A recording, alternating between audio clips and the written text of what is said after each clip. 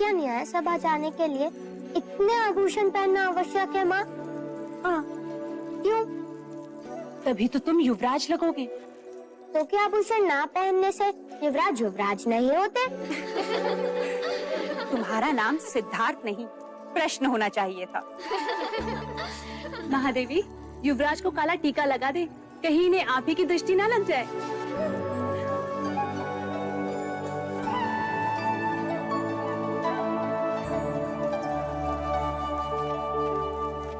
लीजिए देव, युवराज न्याय सभा जाने के लिए सज्ज है। मुझे इतने आभूषण पहनाती हैं कि अब तो मैं ढंग से खेल भी ना सकूंगा। पुत्र, तुम युवराज हो, इतना बोझ तो तुम्हें उठाना ही होगा। चलें? क्षत्रिय ऐसे नहीं है, ऐसे चलते हैं।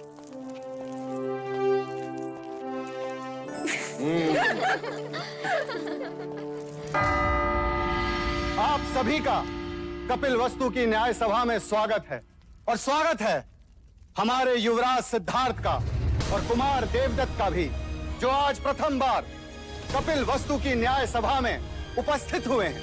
युवराज सिद्धार्थ की! युवराज सिद्धार्थ की! युवराज सिद्धार्थ की! शांत हो जाइए, शांत हो जाइए। महाराज शुद्धोदन की आज्ञा से अब आज की न्याय सभा आरंभ की जाती है। अब दोनों किसान अपनी अपनी न्याय याचना लेकर महाराज के सम्मुख उपस्थित होंगे।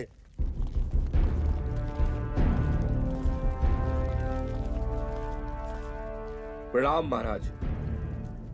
क्या याचना है? महाराज, मेरी याचना इस कुशल के विरुद्ध है।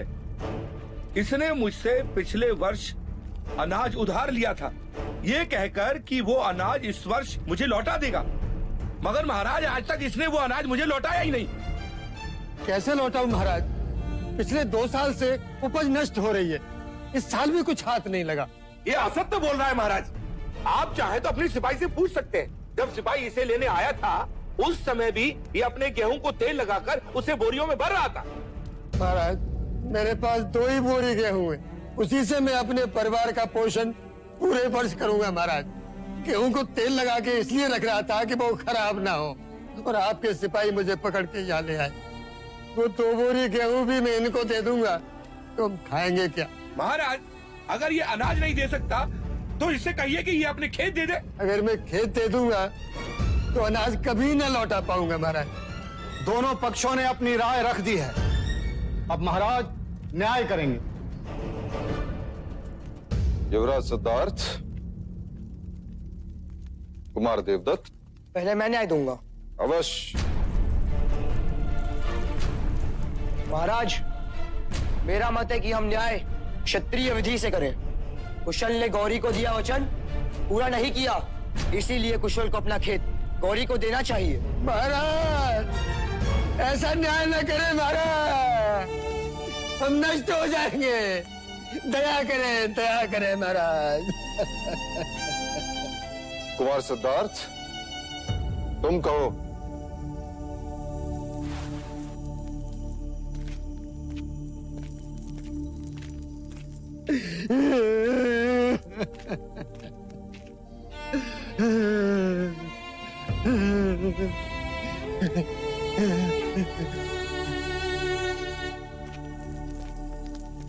महाराज, यदि कुशल गौरी को गेहूं दे देगा तो अपने परिवार का पेट कैसे पालेगा? खेत दे देगा तो अनाज कहाँ से उगाएगा? और गौरी को उसका अनाज कहाँ से लौटाएगा? वैसे भी गौरी के पास अनाज का अभाव नहीं, इसलिए मुझे लगता है कि कुशल की अनाज लौटाने की अवधि बढ़ा दी जाए।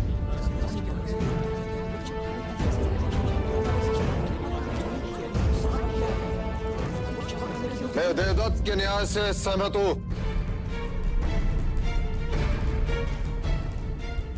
यदि व्यापारी अपना वचन पूर्ण नहीं करेगा तो राज्य का व्यापार रुक जाएगा। इसलिए कुशल को, गौरी को कुछ न कुछ तो देना ही होगा। क्षमा करें महाराज, चलते समय मेरे पास जितने पंड थे वो सब गौरी को दे दिए मैं। महाराज इसने मुझे कुछ नहीं दिया। महाराज गौरी असत्य कह रहा है। महाराज मैं असत्य क्यों बोलूंगा? महाराज आप कहें तो मैं सत्य का पता लगा सकता हूँ। ठीक है तो करो परख, कौन है सत्य और कौन असत्य। सिक्के दो गौरी। किंतु युवराज ये सिक्के तो मेरे हैं।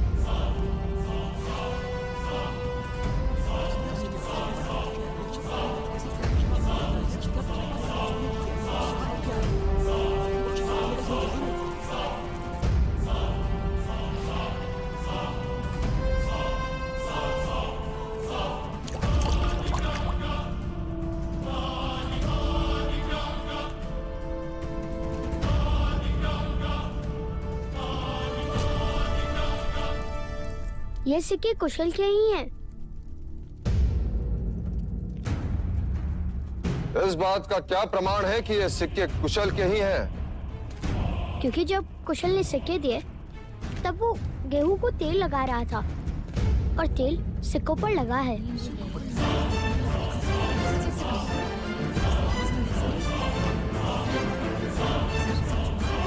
क्षमा महाराज, क्षमा। ये सिक्के कुशल के ही है महाराज, कुशल के। इससे ये प्रमाणित होता है कि कुशल ने गौरी को सिक्के दिए थे और इसके नियत में कोई खोट नहीं। कुशल के अनाज लौटाने की अवधि बढ़ा दी जाती है और गौरी को असत्य बोलने के लिए 10 कोड़े मारने का दंड सुनाया जाता है। नहीं महाराज, नहीं महाराज, मुझे क्षमा कर दो, मुझे क्षमा कर दो। 10 सिक्कों के लालच ने मुझे अंधा बना दिया महाराज, अंधा बना दिया। मैं अगर आज के बाद असत्य बोलूं तो मेरे अनाज और खेत सब आपके। महाराज गौरी को क्षमा कर दीजिए, अब से वो कभी असत्य नहीं बोलेगा।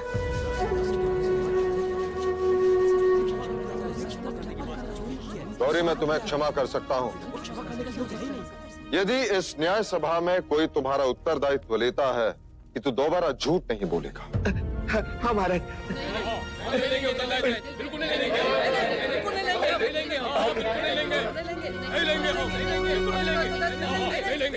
देखा गौरी, तुम्हारा उत्तरदायित्व लेने के लिए कोई तैयार नहीं, इसलिए तुम्हें 10 कोड़े मारने का दंड। महाराज गौरी का उत्तरदायित्व मैं लेता हूँ।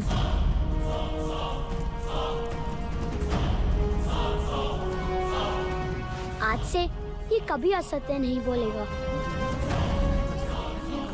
सिद्धार्थ, पता है उत्तरदायित्व लेने का अर्थ क्या है? यदि गौरी ने दोबारा असत्य कहा तो कोड़े तुम्हें खाने होंगे।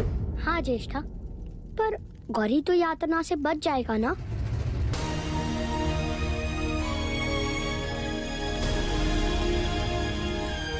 युवराज सिद्धार्थ की जय।